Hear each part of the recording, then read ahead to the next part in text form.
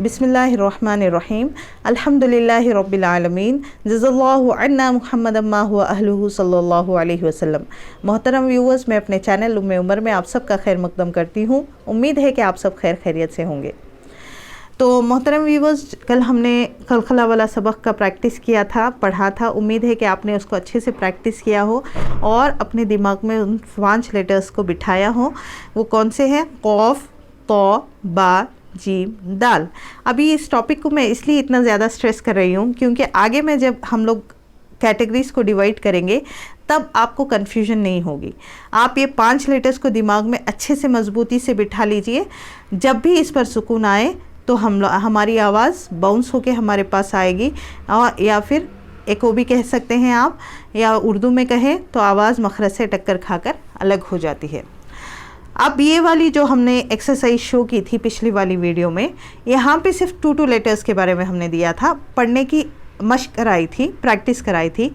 अभी अगर ये कुरान शरीफ में जिस भी जगह आए हैं ये लेटर्स, इंशाअल्लाह खलखला के साथ ही पढ़ेंगे। उसके बारे में मैं डिस्कस करूँगी, और आगे जब हम लोग 3 कैटेगरीज पूरी पढ़ लेंगे तब वापस हम लोग यहाँ पे सबक की तरफ आएंगे। चलिए अब मशक करते हैं सेकेंड कैटेगरी के बारे में। वो कैटेगरी ये है अलिफ और हमज़ा की। अलिफ मैं इसलिए बार बार कह रही हूँ क्योंकि मुफरदात का जो चार्ट हम आपके सामने बताएंगे तो उस वक्त में अल्फ़ाबेट्स में अलिफ भी होगा और हमज़ा भी होगा। अब यहाँ पे कंफ्यूज नहीं होना कि अलिफ अलग लेटर है, हमज़ा अलग लेटर है। नहीं, अलिफ और हमज़ा उस वक्त तक अलग हैं जब तक अलिफ खाली नहीं होता और हमज़ा का नाम हमज़ा पड़ा रहता है। जैसे ही अलिफ पे कुछ सुकून आ जाए तो वहाँ पे वो हमज़ा बदल के क्या हो जाता है? अलिफ बदल के हमज़ा बन जाता है। तो उसी सबक को इंशाल्लाह आज हम लोग पढ़ेंगे। किसके बारे में? हमज़ा के बारे में। अच्छा, यहाँ पे एक ख़ास लाइन हमने शो की है स्क्रीन पर, अगर आप देखिए काफ के साथ हमज़ा लिखा हुआ है, लेकिन यहाँ पे सिर्फ हमज़ा नहीं है, अलिफ के ऊपर हमज़ा लिखा गया है। ता के साथ वाव है, वाव के ऊपर हमज़ा लिखा गया है। हमज़ा के साथ फिर से या के ऊपर हमज़ा लिखा गया है। शीन के बाद अलिफ के ऊपर हमज़ा लिखा गया है। ये चारों लेटर्स में सिर्फ खाली हमज़ा कहीं भी नहीं है, या फिर अलिफ के ऊपर हमज़ा, अलिफ के ऊपर सुकून कहीं भी नहीं है। तो इन 4 लेटर्स को देख के आप जज नहीं करें कि कुरान शरीफ में ऐसी बहुत सारी जगह हैं जहाँ पे हमज़ा सिर्फ आया है, और ऐसी बहुत सारी जगह हैं जो इन लेटर्स के साथ आया है। तो एक क्विक रिवीजन मैं इसका इस लेसन के मुताबिक मैं देना चाहूँगी कि जो पिछले वाले लेसन में या उससे पहले वाले लेसन में, यानी कि सबक नंबर 5 में हमने पढ़ा।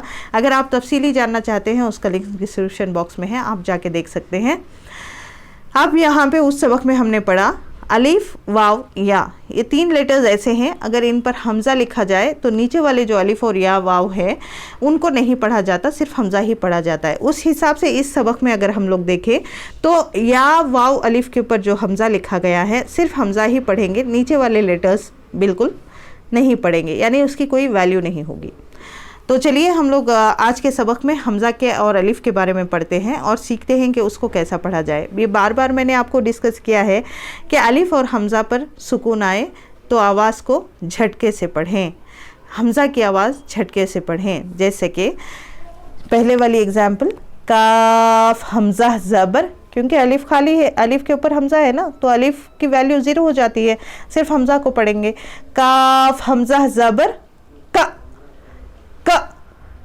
अगर मैं इस ज़बर को थोड़ा ज़्यादा, कॉमन मिस्टेक जो बच्चे करते हैं और हमने मदारिस में इन मिस्टेक्स को देखा है, वो ये कि अगर मैं ज़बर को थोड़ा सा भी खींच कर पढ़ूँ, का, तो ये गलत हो जाएगा। मुझे हमज़ा को झटका भी देना है, उसके साथ है ना अलिफ ज़बर की आवाज़ जो फतह की ज़बर आवाज़ है उसको खींचना भी नहीं है। तो पढ़ेंगे कैसा? काफ हमज़ा ज़बर का, काफ हमज़ा ज़बर का। इंशाअल्लाह मोहतरम व्यूअर्स, कल इसी टॉपिक के बारे में कंटिन्यूएशन वाली वीडियो होगी कि हमज़ा और अलिफ के बारे में हम मशक करेंगे। तो तब तक के लिए अस्सलामु अलैकुम व रहमतुल्लाहि व बरकातुहू।